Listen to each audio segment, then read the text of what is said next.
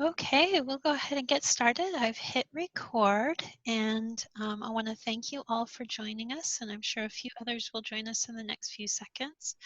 Very excited to have our team from the Student Access Center here to talk us through some accessibility issues that you might need to know about as you move your classes online. So without further ado, I will turn it over to Jason, the director, and he'll get us started. Thank you, Laura. It'd help if I unmute myself. The daily habits we learn with Zoom and getting used to things. And it's funny what we forget to do. Hello, everyone. I'm Jason Maceberg Tomlinson. I'm the director of the Student Access Center, and it's great to see so many friends here and faculty I've worked with before, staff we've worked with, and great colleagues. And we're excited to present this to you to help out our students with disabilities across campus as we have moved into remote learning, and to improve our offerings with online education. As I mentioned, I'm Jason. I'm the director of the Student Access Center. And with me today is Ann Pierce, who's the assistant director of the Student Access Center, and Natalie Bahari, who is an access advisor within the office, as well as our deaf and hard of hearing advisor. And today we're going to talk a little bit about online education, making it accessible for people with disabilities. Of course, it's not conclusive of everything out there. That would take weeks. But it'd be a lot of fun. But yeah, there's a lot to it. But we're going to give you an introduction and some steps we can all take to improve not only accessibility, but also universal design. Thank you, Anne. Anne is switching the slides for me today. And so periodically, pardon my cues, and the same with Natalie, with me cue Anne to switch slides.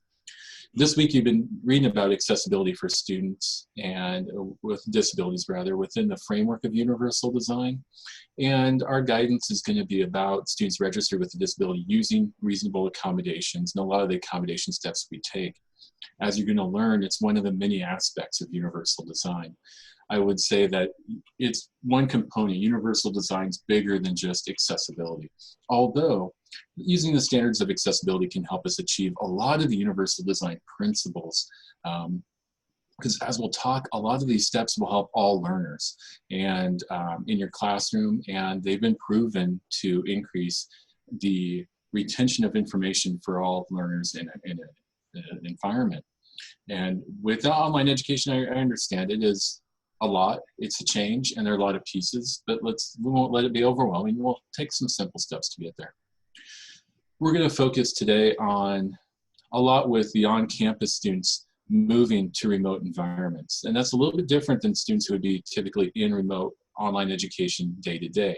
We're talking a little bit about some of the steps we're taking to move those classes. And for some of these students, those are going to be new. And it's also changes to some of our environments that's new for all of us. We're going to talk about just simple awareness of students using accommodations and what pieces they may be learning for the first time, although we've had some practice now for a couple months. But we have to keep in mind, we have a lot of students who don't take courses every semester, and so they may have had a semester off in the spring. We have a lot of students who only take summer classes.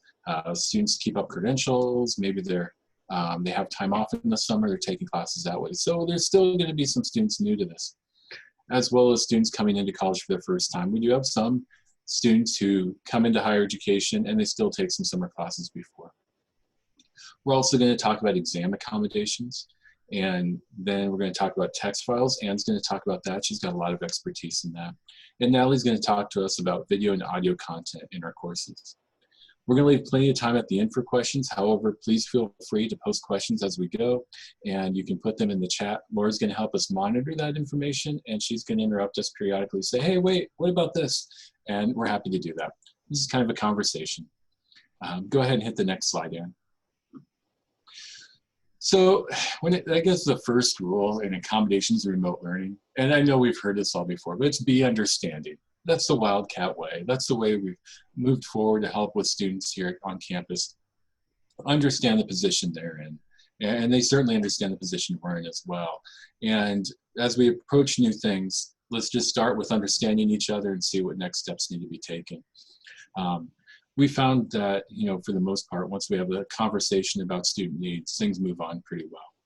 But there's some pieces to understand that some students may be using technology for the first time, and how that interacts with online education as well, if you're new to online education yourself.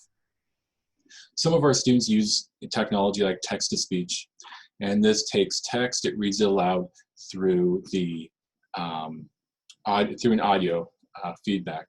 And what's really cool about that is that, you know, typically a student who maybe is very verbal in the classroom can then still use that a little bit and use the text and have it read to them as they're going through a message board or exams, or even in a Zoom conversation with the chat. But at the same time, this takes steps. Students are used to using this on their own, but if we're doing this in a real-time environment, students may need extra time to process that information. Or maybe if you're doing something in real time that involves a lot of text, I want you to read this as, you know, students, I want you to read this. Understand some students are going to coordinate that technology as they go. Along with that, and what I've noticed about a lot of students, because I've heard from students without disabilities in this regard, is it can be difficult tracking information from the screen into paper and back again during class and during exams. And be cognizant of that if you have any real-time learning environments. I know for myself, and my staff will attest to this, you know, if I'm not wearing my appropriate bifocals, I miss things. The other day I was reading text on a piece of paper, didn't catch it all because I didn't have the right glasses on. And, you know, and it takes a lot of tracking. Students who have difficulty with something like executive functioning, the ability in our brain to hold multiple pieces of information together at once and then process that together, it may be more difficult because you're looking at the screen, you're taking that information, you're looking down, you're holding on to that information, and you've got to combine the two. And many students with disabilities have had coping skills with academics that they've depended on for 12+ years. And this has been disrupted by moving into the online environment. I've heard from students time and time again, I didn't go to college to do online learning because I'm not good at it. Unfortunately, that's where we're at though. But we can be understanding, we can help out. The other piece, again, all students, no one has the same internet speed that we're used to on campus. You know, on campus, it's fantastic. We have incredible speeds in most of our buildings. Some of our offices are a little bit slower, and students as well are used to faster internet speed. And so that's going to affect students, especially again, if they're using multiple pieces of technology. Some basics in regards to using Zoom. Remember, this has been a lot, and I think all of us have also looked at the literature. We're not used to being seen all the time in meetings, and we're not used to seeing everybody. And there have been a lot of interesting pieces coming out. I think we'll see a lot of research come from this on that. Students are in the same capacity. And one thing to keep in mind is if that student has a diagnosis of anxiety, that may be kind of in the spotlight a lot, is taxing on one's energy. So keep that in mind and think of ways you can just have people turn their cameras off and make it so they don't feel like they're in the spotlight all the time. Another piece is be mindful of the noise and visual distractions. Zoom can be very distracting. If you have everybody has their video on, people are kind of being distracted about what's going on here and there. We've all been in meetings where, you know, there are things going on in the background that catch our attention, and the same happens for students. It's also editorially distracting when you have a lot of noises in the background. It's great if you can allow recording so students have notes or access to information after class. A number of our students may have had a note taker accommodation. If you use real-time Zoom environments, if you can record that, that's great because then they can go back and review that content. There's a webinar today that talked about the importance as if we could all have note takers for everybody. And for all of our classes, if we had a copy of notes or even a rewatch video, it really does help the learning process and improve retention of information. If you're sending information or exams via email, I'm going to talk more about exams in a little bit. Consider how difficult it may be for students to organize that information whose disability affects their executive functioning. And by that, I mean, again, that processing, but also kind of keeping things in order, keeping organized. If you can use a bulleted list, ordinal numbers are great if it's a process, 1, 2, 3, to keep people focused. But also make sure it all reflects the same. What you say is reflected in the paper, is reflected, you know, in email and so on, so that it's clear and concise across all platforms. And in regards to that, students, many students are new to using Canvas and some of the tools in Canvas. You know, we use Canvas a lot on campus. Most of the users of Canvas are on campus, but it's not in the same capacity that we use in online learning. So make sure that they're aware how to find the resources such as quizzes.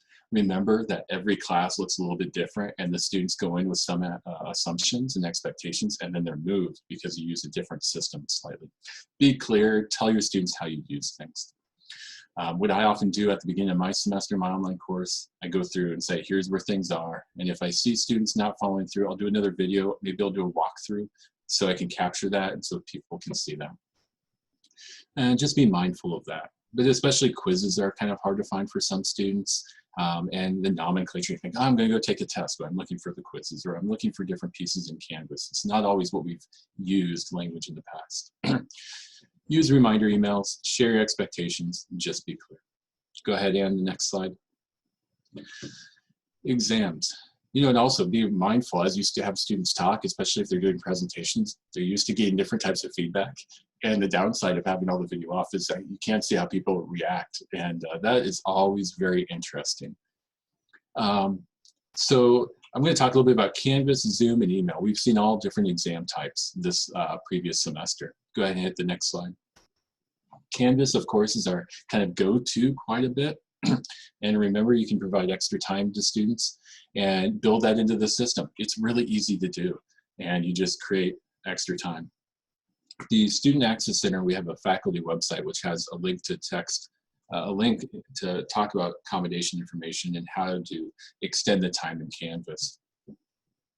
Question comes up a lot when we talk about extra time. We need to be clear about a couple, I would say, aspects of that environment. So we need to define extra time in the window to take the test. Remember that you can set a window, let's say, of 2 days, that students have to take the test in 2 days. But you can set smaller parameters of when they do take the test, it should only take 2 hours, or that's my maybe 50 minutes for a standard classroom. I'm going to say they can have 50 minutes, but I understand that students are busy, they're doing different things, they may not be able to all access it at one time. The question comes up about extended time to students. When we have an accommodation for extended time, we're not changing that window, we're changing the time a student has access to the exam. Now I hear all the time, faculty will say, well, on campus, we had 50 minutes, but now I'm going to give students 2 hours so they have enough time to get used to the technology. Should I give that student with time and a half, extra time, more time onto that, 3 hours in this case? And the answer is yes. You've given all students 2 hours. The student with the accommodation needs to have time and a half to access that test. These pieces, these questions that come up and more, you can always contact our office. We're happy to talk a little bit about that. Go ahead into the next slide. But we also have exams in other formats. We've seen exams take place in Zoom, for example, which kind of makes sense. We can do it in real time. We limit the resources. We're not having students use maybe an online proctor. We're kind of controlling the environment a little bit. But again, remember that Zoom can be very distracting. Visually distracting on the screen, sound, and I know that there are faculty who want to listen to what students are doing, keep all the microphones on so they can hear if somebody's trying to cheat, but really that gets so distracting, the rustling of paper. It's almost worse than in the classroom, because in the classroom, not everything's close to a microphone. Here you have 50 students, everything's close to the microphone, and that just amplifies the distraction. So think about minimizing the audio, but also minimizing the video, and explain to students how they can minimize Zoom. Give them permission, if you can, to minimize that so it's not as distracting in the background. And think about other exam disruptions. Oftentimes we have the need to give information to students in the middle of a test. Oh, I messed up on question 3. We need to reword that. I'm sorry. Try the chat function. Of course, let students know ahead of time you're going to post things in the chat, but it's great because in Zoom, even if you have everything minimized, it'll pop up an orange pop-up to say that there's a chat and alert students that there's an update that way. It can be easier than using the audio and interrupting, but also minimize how many times you can interrupt. And the last slide here. But we also know there are faculty who are emailing exams to students. And let me take this moment to point out that we really like the variations on assessment going on. For years, and Laura's worked with me, I've always kind of had this model, it's question mediation. Let's change it, let's see what new works. And assessment's one of those pieces we're learning to question our other behaviors and come up with new modalities to assess students. And it's been really helpful because it takes a lot of pressure on the accommodation process in that rigid format where students have anxiety. I mean, as students reflect, we have a lot of students who say, oh, I have test anxiety. And, there is an anxiety about tests, but tests definitely bring on a little bit more. And looking at other ways of assessment can kind of bring that down, allow students to shine in different capacities, so doing a project and such. And some of the ways faculty have allowed that is doing exams over email. They'll give a project, you have 2 hours to do it, you need to email it back. It allows for some great flexibility, but then what we're missing on that timed environment is that we don't have a proctor telling us we're about done or we're done with the time. We don't have the same structure there, and some students do need that. So students work past that deadline and they forget, oh, I'm supposed to email the exam, and then they're late. So keep that in mind. There's no proctor there to kind of keep them there. And another piece, got to thinking about is some students' homes may be more distraction than the classroom environment. A lot of our students are studying with families and loved ones at home, and there's a lot going on. So be mindful of that. And again, alternative assessments can allow students to take their time, work on a project, demonstrate what they know a little bit more. Keeping in mind, you have your learning outcomes that you need to achieve. And sometimes that can be best achieved with a standard exam. Then all for it. We want to help you meet those needs, but also meet the needs of students with accommodations as well. And so if you have any questions on exams, we're glad to work with you, come up with some ways to make sure the accommodations are being met and that you feel comfortable that you're assessing what you need to assess. I think that's my last slide. I'm going to hand it off now to Ann Pierce to talk about text in your classroom.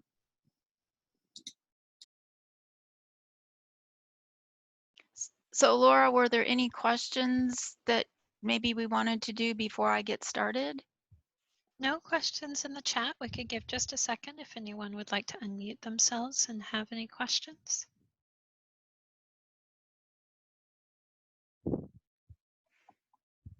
All right. If not, then I'll get going and we can maybe answer those questions at the end. In the few minutes that I have, I focus on the top 2 or 3 ways you can start to create accessible documents.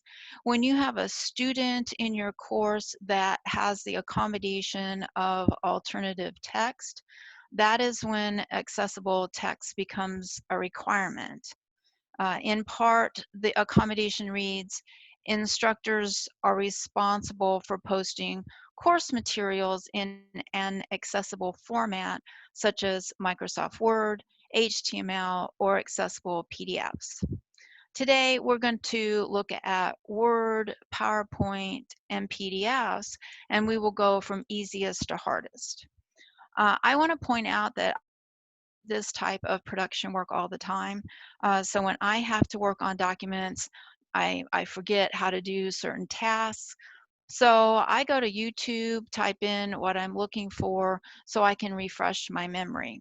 And there are some good resources and step-by-step instructions in the Canvas course. So I'm kind of hitting the highlights here. Microsoft introduced the accessibility checker in 2010, and it is available in Word, Excel, Outlook, OneNote, and PowerPoint. The purpose of the checker is to list potential accessibility issues, explain why it may be an issue, and then most importantly, offer suggestions on how to fix the issue. You can click on the error or warning and it will highlight the issue in the document. There are 3 classifications. Errors are the most obvious issues, followed by warnings and tips.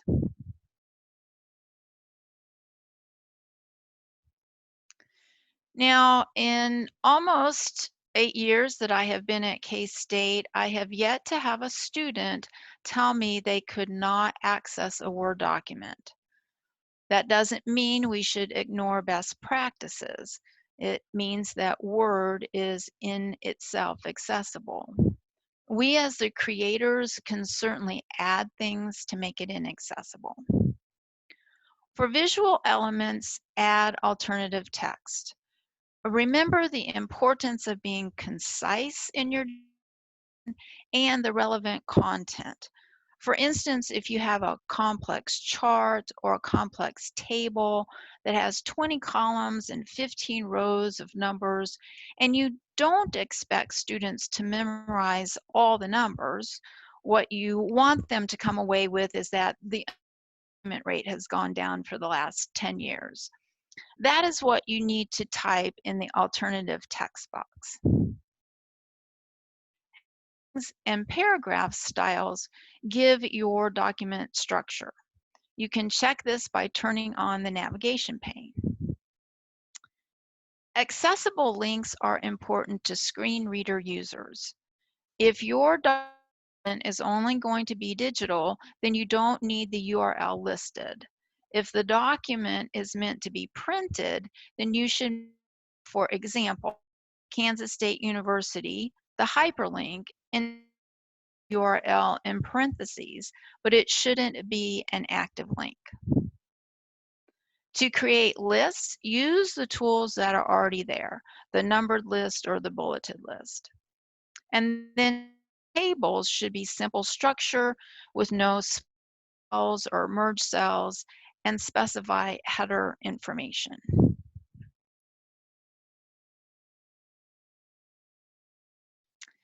This is just an aside. We should not promote the use of Prezi on campus. I don't know how popular Prezi is anymore.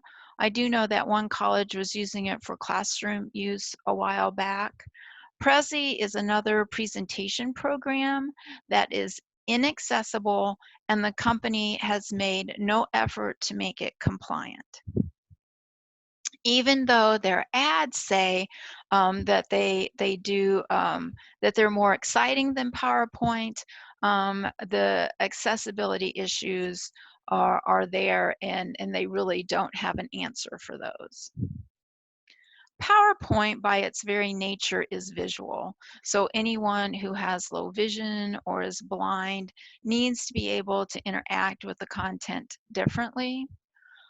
I have had to work with a number of PowerPoint presentations over the years because instructors did not follow the first guideline, which is use templates. You can find templates in the program, or you can go to templates.office.com and search for accessible templates. There are several choices out there to satisfy our creative side. Again, use alternative text for visual elements. You can mark decorative visuals as decorative, and a screen reader will ignore it. Color is very important. Color should not be the only means of conveying information. For instance, if you have a red bus route and a blue bus route, and you show these on a map with the only distinction being the color, you will have people that can't map. Think of showing one bus route with the color blue and a straight line, and the other with the color red and a broken line. You are conveying the same information in two different ways.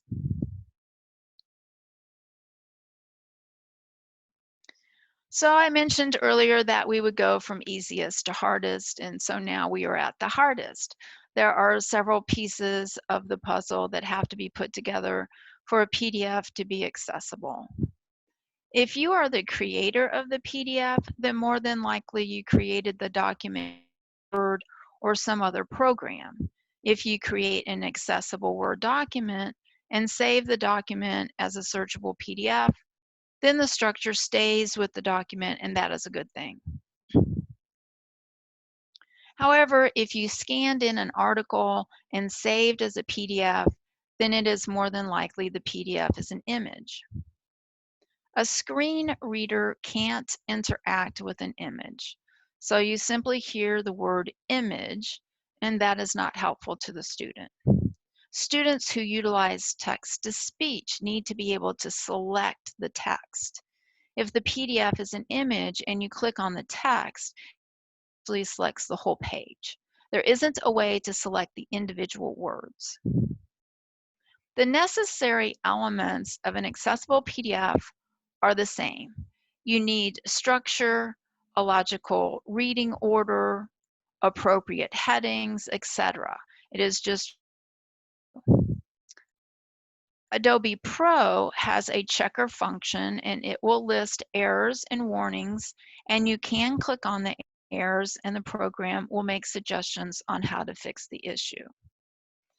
If you don't have Adobe Pro, K-State has a site license for Read and Write, which is equipped with Abby Fine Reader, which is an optical character recognition program. And not to go too deep into the woods, optical character recognition takes an image of text and converts it to machine encoded text so that assistive technology can interact with that text.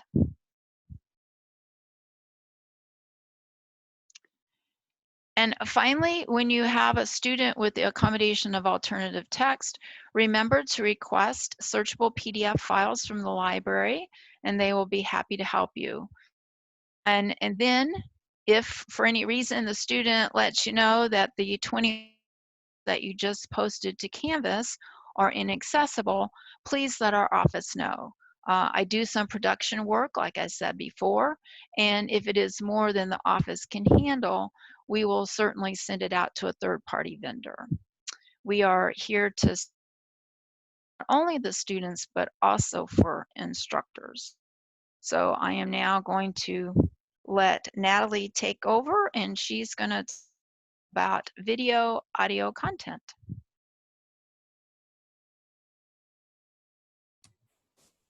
Hello, everyone. I again am Natalie Bahari, and I do work with deaf and hard of hearing students, along with some other students. And I'm going to talk about the video audio content, which includes just understanding that there are different types of captioning. So I will go through that. I also want to talk about how do you close caption videos. There's some options that are available if we need to close caption videos. I also wanted to talk about when we are using videos that are not of our own creation. So, you know, things like YouTube clips or things like that, and how to work with those. And then finally, I will talk about some tips if you are going to be creating your own videos, and how to incorporate captioning, how to create your videos that work best for captioning. You can go to the next slide. There are different types of captioning, and one of the types of captioning I'll talk about is remote real-time captioning. We use that on campus for, and like it says, it's for real-time situations. So, for example, if you are having a Zoom meeting for your class, and there is somebody in your class that needs the captioning, then we can have a captionist that's working remotely to caption that video. And they can, this way the people can participate live, and not have to go and go back later to figure out what was said, and then not be able to participate live if they want to participate live. Recording the sessions, as Jason mentioned earlier, is definitely good practice, because it will allow for students that do need notes to be able to go back and look at the captions. So, and that would be for, you know, and they can go back and take notes. Students that, you know, are hard of hearing, we have to remember that you cannot split your visual attention. So, you know, you can't look at, you know, something on a screen and then write at the same time. I think we've all tried to do that, and it usually does not work out very well. So do keep that in mind.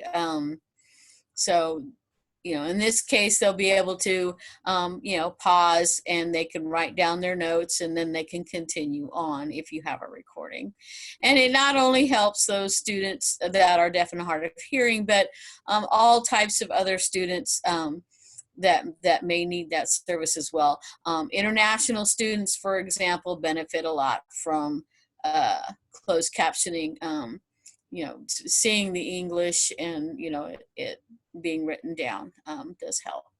And then there's closed captioning, which basically you will want to use for anything that is that's basically pre-recorded. So if you do have, if you do record yourself doing a class, then you can go back and you would want to add the closed captioning to that.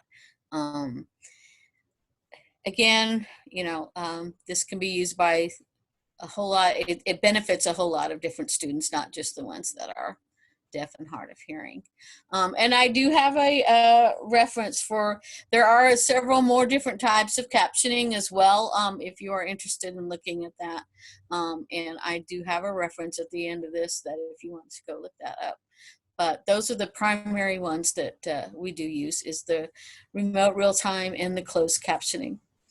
And you can move to the next slide. Now, what do you do if you do need to have videos closed captioned? Well, the first thing you want to do is check and see if it's already been closed captioned. That is always helpful. And I do have the symbols for things that are closed captioned put on the screen, so that you can look for those symbols to let you know if it's closed captioned or not. Most of the materials that you may want to use that say have been clips from TV shows, for example, those often are already have been captioned, so which is nice, and you'll see that they're already captioned. Then if you are going to use videos, you can that don't have captioning, you can if it's a short video, you can close caption these videos yourself. One of the ways that I've been able to do that is I like to use YouTube. They have a nice system for closed captioning, and I do have the link to a good demonstration video if you would like to learn how to do a little bit of closed captioning on your own. It can take a lot of work, so if the video is very long at all, you will definitely want to consider a third-party vendor. And if you do have a student that requires closed captioning, then and you have a longer video, we're more than happy to help you set up that accommodation for that student and get you connected to the third-party vendor.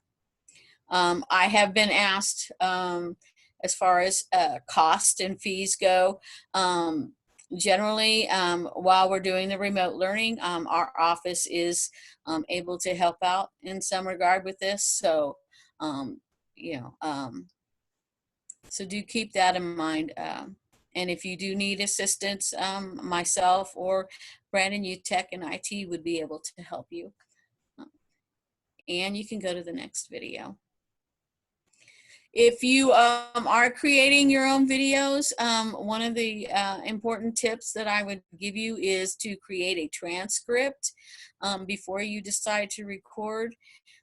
This will help with the closed captioning because you already have a transcript to work from. And the other way it benefits you quite a bit is that usually it will help you the video itself goes more smoothly. If you already know what you're going to say, it'll cut down on the things that I've been doing throughout this presentation, like saying and those kind of things. You know, if you have a transcript to read from, it will cut down on a lot of that, and you know, your video will come out cleaner. And like I said, you can use that transcript when you are doing the closed captioning as well. And the other thing is, you know, when you are recording, you want to keep that information concise. You know, we've all had a lot of screen time, and it is it can be difficult. So, you know, making sure we keep things concise. You know, if we can keep, you know, get all the information out in 15-20 minutes versus 30 minutes, that's, you know, that's generally a good thing. So, and that's all I have for right now. So if you all have any questions, we can, oh, sorry, one more video, or I mean slide.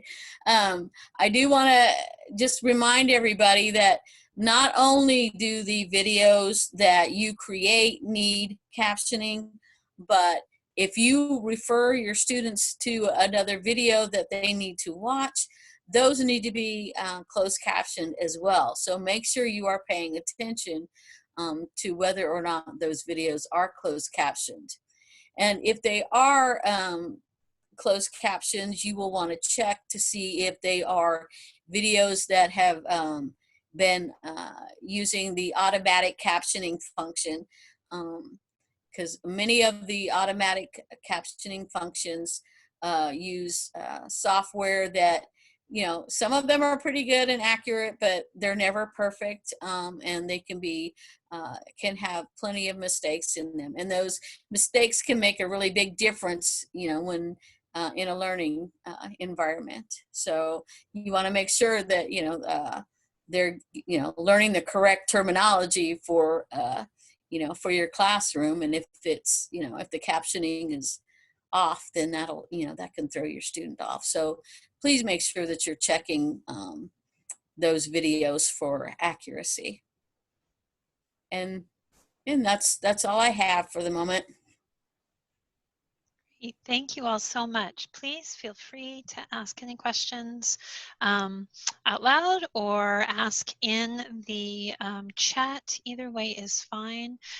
We did have a question about closed captioning options. You know, how can we get some base closed captioning, not just having to type everything in? And so Natalie mentioned the transcript. If you could share a few other ideas. Okay. I said, basically, you know, when you are doing the closed captioning, that's what it is. It is going to be the transcript. So you can either do it before, or you can do it after, and you're listening. So that's why I mentioned that, you know, creating the transcript before, you know, is helpful. I don't really have a whole lot of other benefits. I was thinking about Eve's question too, in regards to if it's live Zoom. And what's really cool is, so there's a person that Natalie's been working with for many years. And she, as soon as we needed, oh gosh, this was a couple years ago for the first KSU night, we needed to do Facebook Live, and we needed to do all the social media stuff live. And she got the API to do live captioning for different types of content. And one of them was Zoom.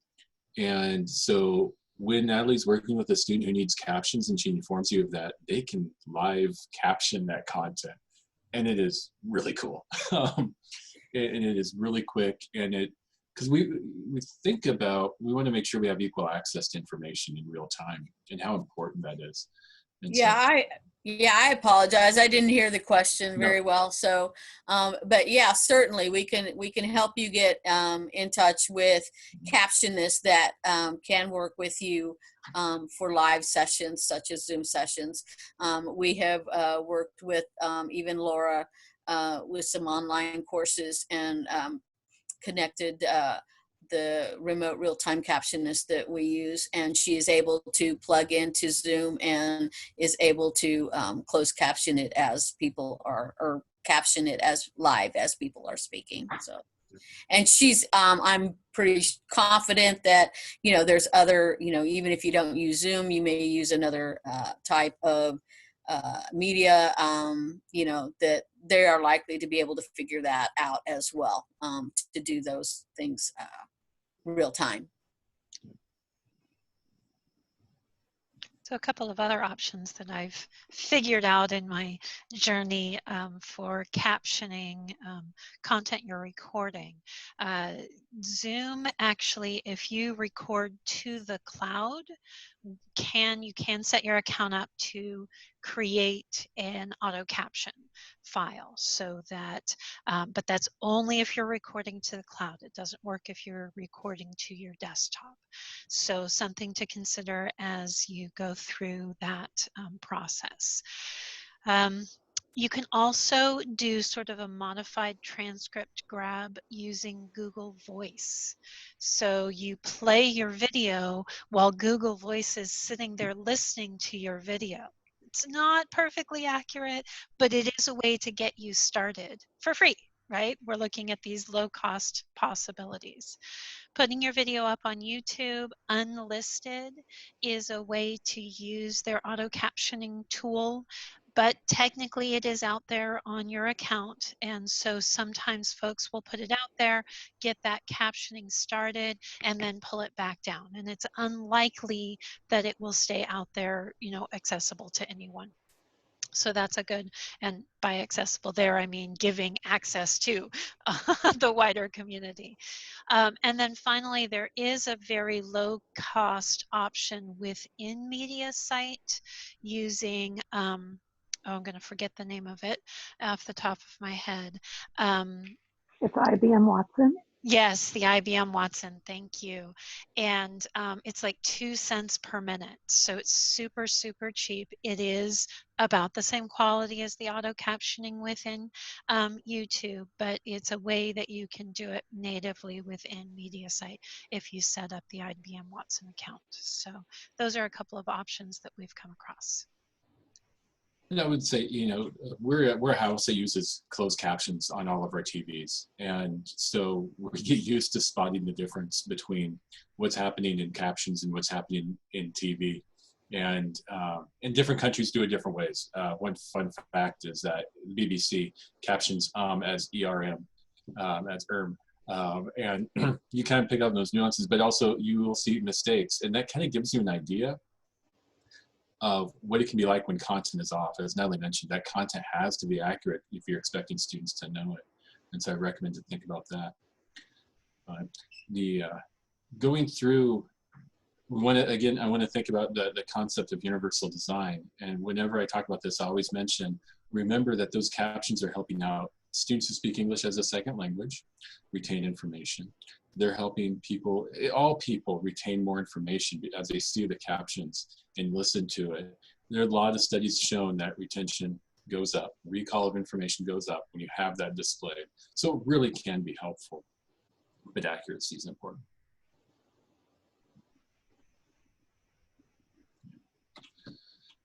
Any other questions? Oh, I was scrolling through the chat, and Hugh, you mentioned, you know, in regards to aviation and with accessibility, that's changed a lot in my career. In 20 years, I've watched the FAA change a lot in regards to accessibility, but it's still, you know, you're looking at a certain set of people. And dyslexia is very common.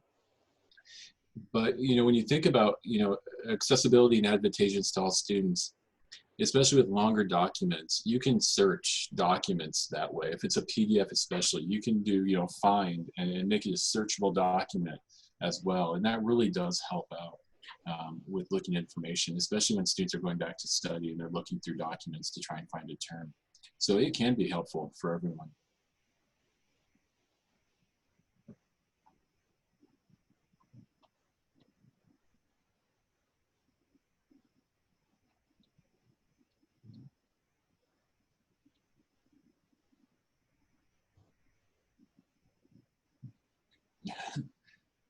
Yeah, time management is of the essence.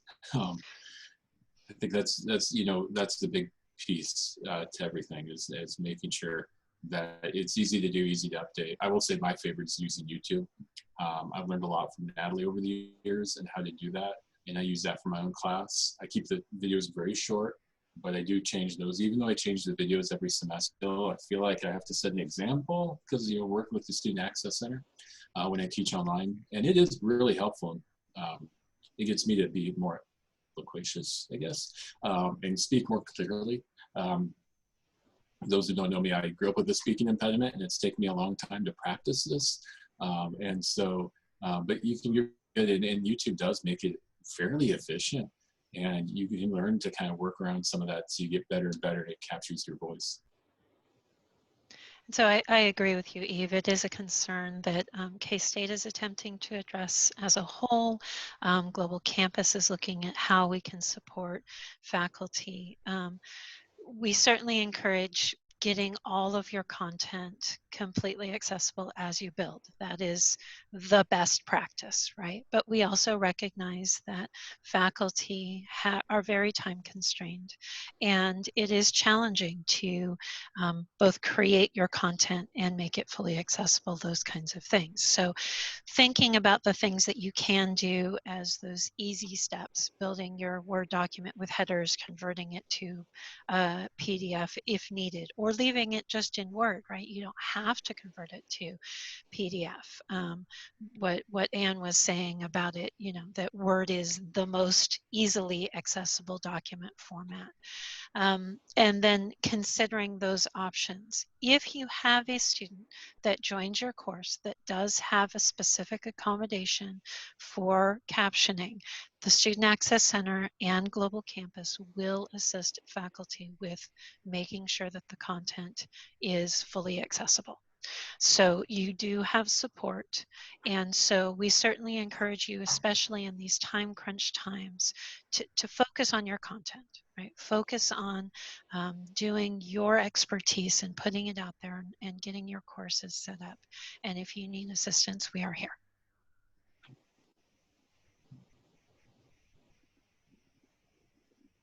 Any other questions?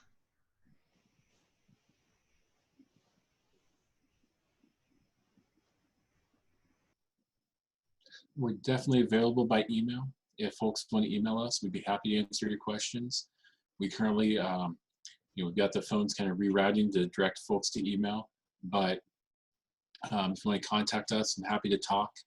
We're also in Teams if folks want to contact us, and we can definitely talk a little bit more in there and look at, you know, case by case. A lot of the work we do is case by case, looking at what accommodation is needed and fitting it into the environment. So we're happy to work with you and help you out in those situations, and we want to be accessible during this remote time as well. So yes, I will get the slides from Anne, and we'll get that posted in the course so that you all can access the links that they provided. Thank you all so much for attending today. We'll get the recording posted for your colleagues as well, and please don't hesitate to reach out with further questions.